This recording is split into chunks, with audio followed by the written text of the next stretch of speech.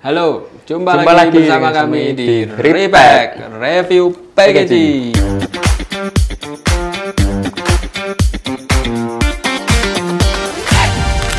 Oke, jumpa lagi bersama saya di sini Eka, ditemani saya Bagas hadir lagi untuk menemani kita di review packaging kali ini. Pak Samudra. Oke, Samudra produknya apa tuh Mas? Kopi. Oh, kopi. Ini ya? Nah, Nema itu seneng banget sama kopi. Oke, kopi adalah salah satu mood booster kita ya, untuk supaya tetap kreatif. Kreatif kopi segitiga Rembang ya. Yang menarik di sini itu dari desain, kita cukup suka dengan desainnya dia, bagus, keseluruhannya terlihat lebih ini ya, punya karakter tersendiri. Secara layout, nah secara layout menurut kita cukup kompleks ya di area tengah ini, masih bisa dimaafkan karena dia juga dijual secara online, bukan untuk di display. Tapi kalaupun ini di display, sebenarnya dia punya recognition yang bagus, di logonya itu sangat gede, segitiga kopi Rembang, sudah cukup baik. Cuma ilustrasi yang ada di sini itu sebenarnya cukup mengganggu dari layoutnya ya. Ditambah di sini ada kode produksi sama kode kadaluarsa itu dalam satu layout ya. Biasanya untuk kode informasi produksi kadaluarsa itu biasanya ditempatkan di belakang ya, Pak? Di belakang nih. Nah ini saya nggak tahu, kita juga nggak tahu apakah untuk menghemat biaya cetak, mungkin tuh masih bisa dimaafkan karena itu terkait dengan strategi dari kopi segitiga ya. Idealnya kita bilang ya untuk kode produksi, terus kode expirednya juga itu mungkin baiknya ada di belakang supaya tidak mengganggu layout dari bagian depannya ya.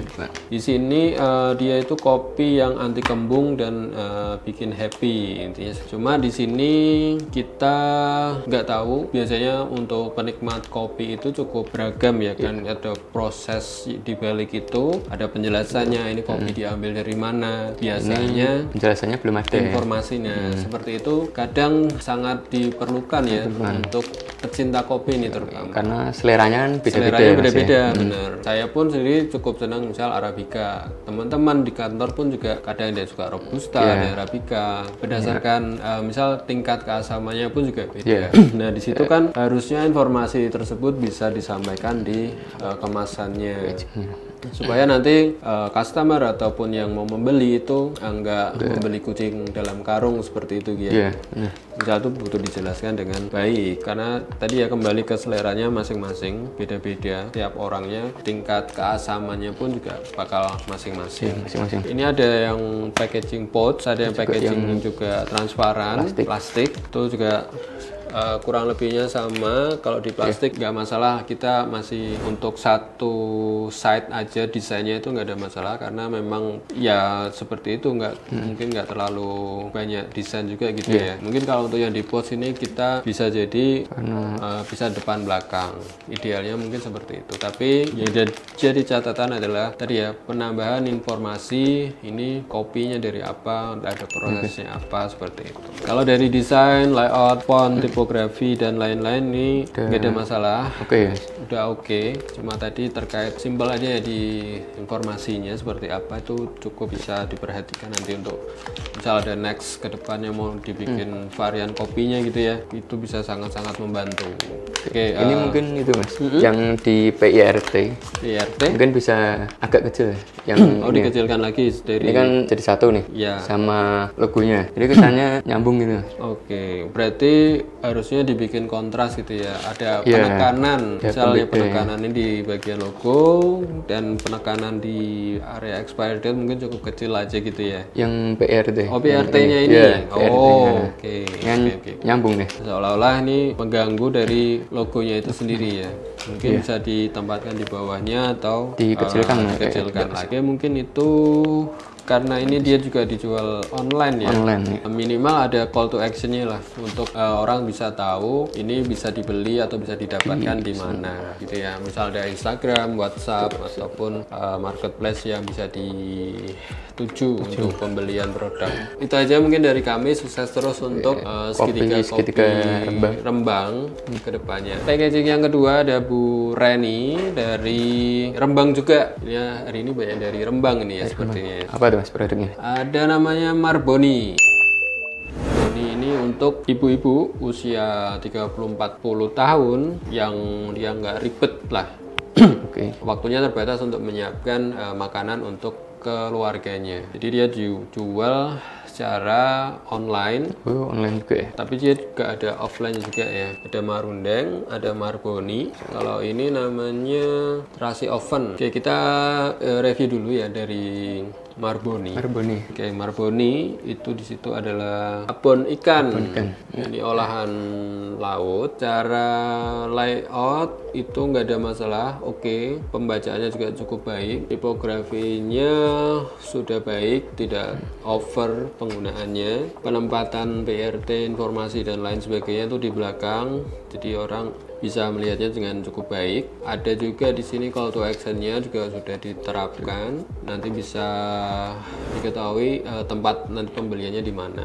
Cuma mungkin yang jadi catatan ini isu yang sedang bukan isu ya, maksudnya warna biru ini untuk makanan itu bisa jadi cukup mengurangi selera makan. Seperti itu. Warna-warna kimia biru, ungu, ataupun mungkin Tosca atau itu mungkin bisa jadi untuk produk olahan itu cukup mengganggu selera makan. Mungkin untuk produk-produk minuman itu beda cerita ya. Tapi untuk produk-produk makanan itu mungkin bisa jadi mengganggu selera makan. Makanya rata-rata mereka pakai warna-warna yang cerah, tidak merah, kuning, orange, coklat. Ini mungkin bisa jadi catatan nanti ke depan sih terkait warna.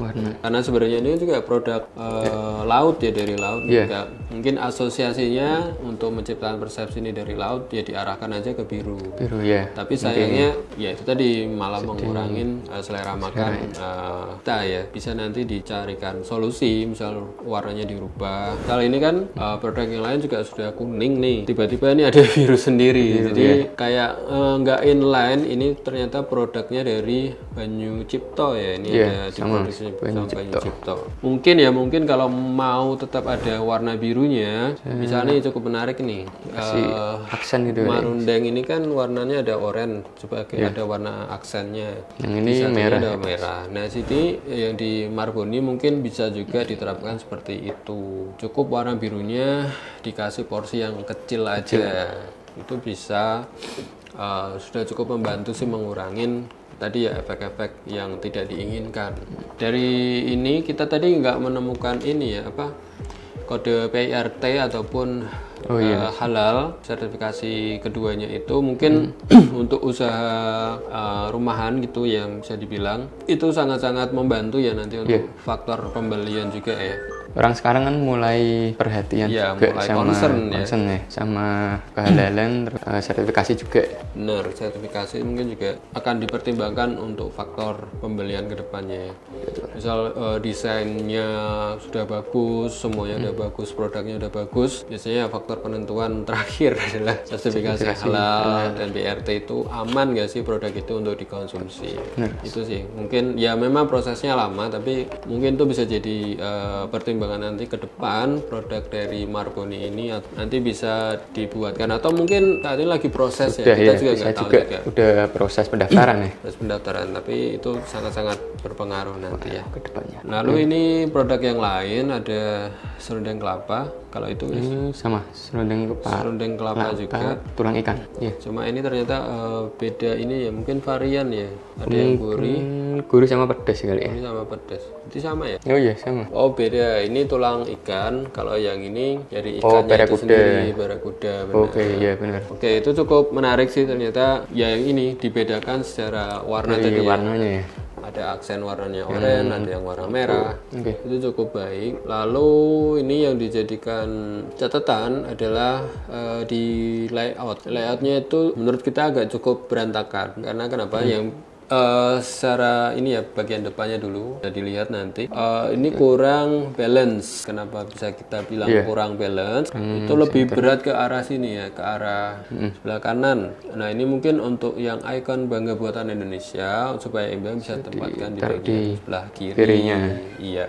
Karena yang kanan udah ada kelapa juga ya. Sudah ada gambarnya kelapa, jadi itu cukup kurang balance. Yang plus digoreng tanpa minyak ini mungkin harusnya di tempat ditempatkan di bagian utama kalau menurut kita ya.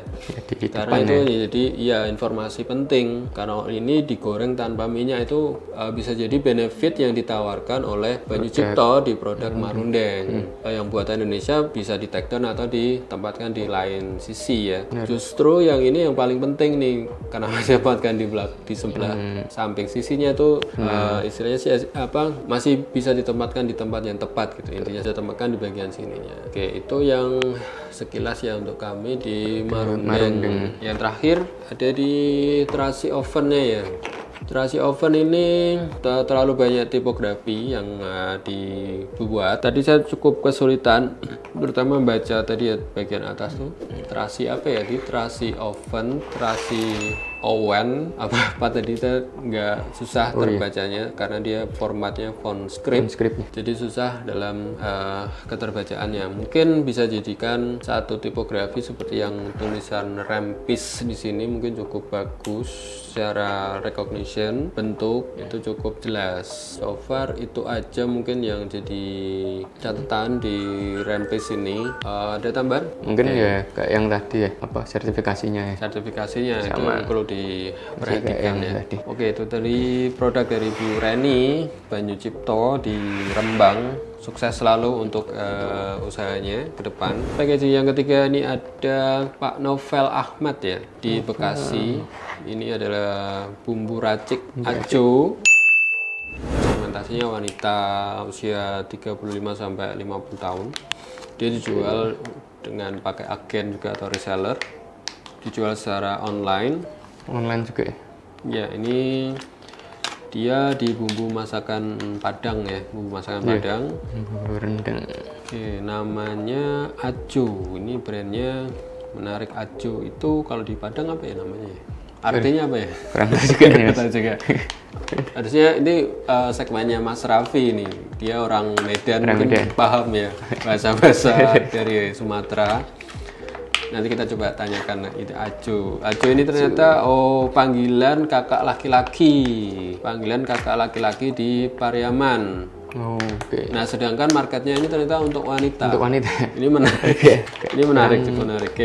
Terlepas dari itu kita juga kita bahas dulu di kemasannya, nanti kita sambil mengalir. Ini cukup menarik sih, bumbu tradisional Padang. Ini mungkin untuk memudahkan ini ya ibu-ibu nanti yang mau bikin rendang, nggak susah-susah untuk prosesnya.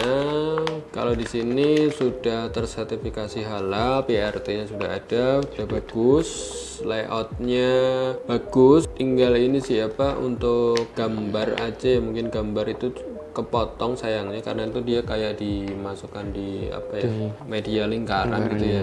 Mungkin bagusnya dia utuh gitu. Dibuat utuh aja mungkin lebih menarik ya, nggak kepotong, lebih menarik aja untuk gambarnya di layout. Terus di bagian belakang ada informasinya, udah cukup bagus, ada cara pembuatan, kode produksi, expire date-nya juga sudah ada. Dan ini ternyata dalamnya masih ada kemasan plastik lagi untuk bumbunya. Jadi ini di pouch ini ada plastik lagi, nggak ada masalah untuk itu. Mungkin ini aja ya, mungkin font yang ada di bumbu rendang itu karakternya mungkin bisa dikuatkan gitu kali ya. Penggunaan fontnya sih lebih ke jenis fontnya mungkin bisa disesuaikan dengan karakternya ini ya, bumbu tradisional rendang ya. Mungkin ini kan terlalu modern gitu ya, bumbu rendang terus rasa Padang banget, itu jenis font yang modern. Jadi mungkin bisa disesuaikan lagi karakternya lebih ke arah tradisional untuk menguatkan personality dari packagingnya ini atau dari brandnya itu sendiri. Ini mungkin elemen yang enggak rumah gadang ya, mungkin nggak perlu kali ya Mas? Ya mungkin cukup mengganggu ya sebenarnya. Jadi mengganggu gambarnya ya? Menghalangi gambar, ya benar. Dihilangkan aja mungkin kalau ditempatkan ya bisa di bagian logo misalnya seperti itu. Tapi kita nggak tahu apakah ini akan fokus aja di mana, bumbu Padang aja, atau kan nanti akan berkembang ke bumbu-bumbu di kota lain, bisa jadi. Kalau seperti itu ya logonya bisa dibikin umum aja, bisa masuk ke semua lini. Terus mungkin ini juga nih Mas, halalnya, logo halalnya mungkin ini bisa pakai warna logo halal yang asli aja, warna putih. Yang ada outline shape putihnya. Ya. Kalau ini sebenarnya ada, cuma warnanya hitam. Hitam, jadi nggak kelihatan dengan baik. Untuk logo halalnya bisa diberikan shape putih, lingkaran putih gitu maksudnya supaya terlihat baik. Lalu tadi ini ya, tadi penamaan. Penama tadi Ajo ya, Ajo itu panggilan laki-laki. Nah, kita kakak laki-laki. Kakak laki-laki, tapi ini segmennya untuk perempuan, ibu-ibu. Nah, sebenarnya kita juga nggak tahu ini histori sejarahnya gimana. Apakah ini kecelakaan? Tadinya memang untuk segmen laki-laki atau gimana? Kita juga belum tahu detailnya. Dan brand ini juga sudah jalan 3 tahun ya. Cukup lama juga. Mungkin sudah dikenal customer juga. Kalau penamaan sih ya, karena kan Ajo itu kan mungkin yang tahu orang-orang dari Padang, masyarakat Padang ya. Tapi kan produk ini tidak dijual untuk orang-orang dari daerah tertentu saja, karena kan ini online, bisa dibeli orang dari macam-macam suku, budaya gitu kan ya.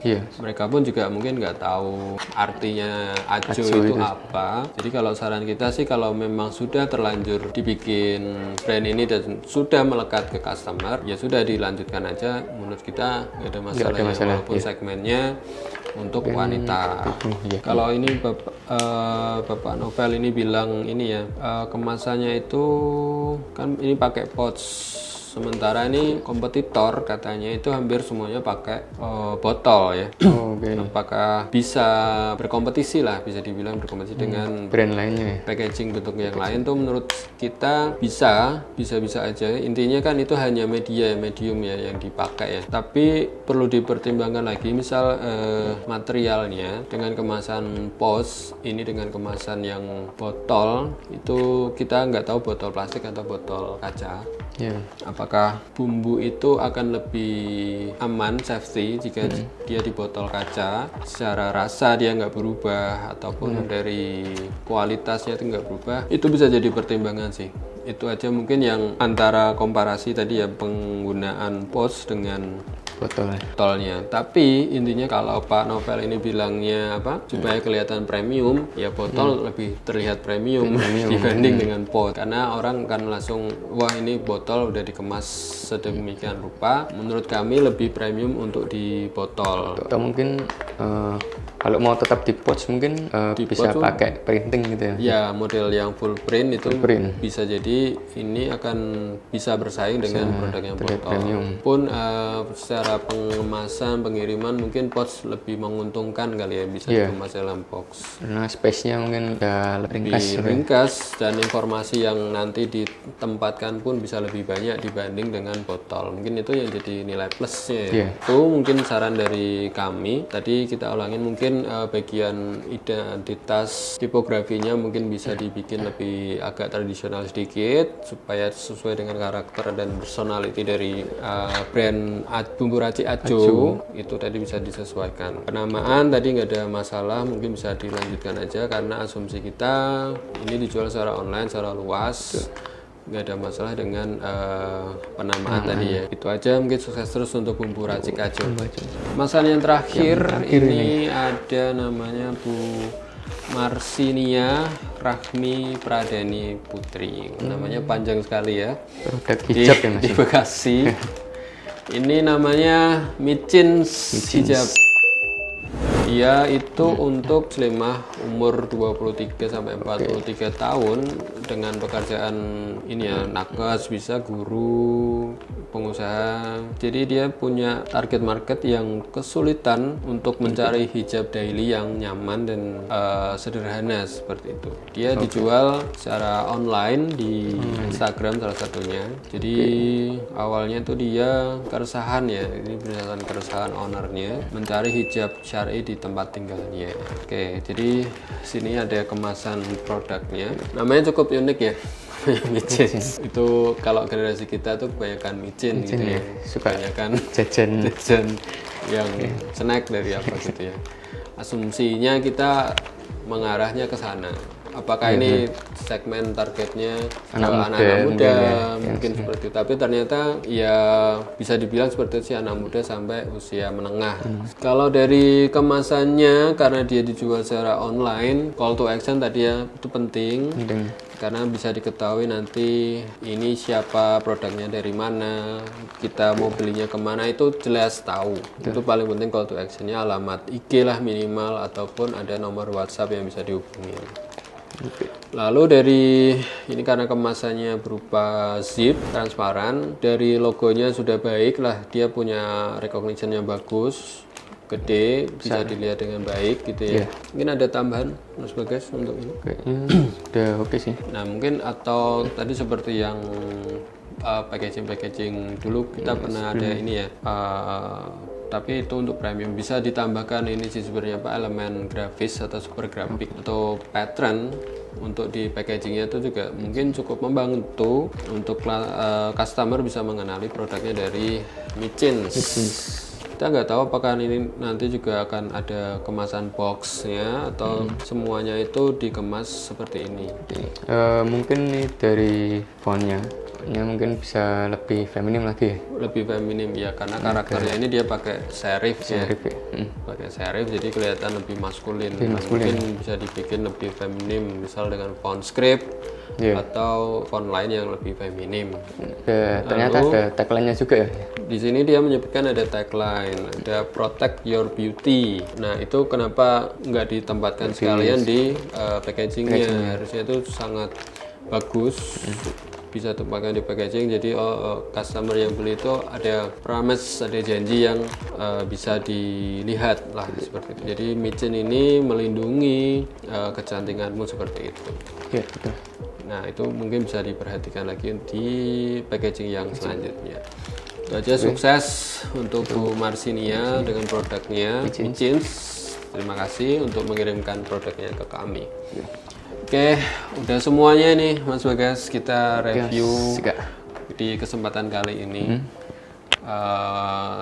Kita tunggu lagi produknya dari teman-teman yang mau mengirimkan produknya ke kita. Kita mengucapkan mohon maaf ya kalau ada kesalahan kata yang kita lakukan selama tag video ini. Kita cukupkan sekian dengan bacaan Alhamdulillahirabbil alamin. Kita tutup. Wassalamualaikum warahmatullahi wabarakatuh.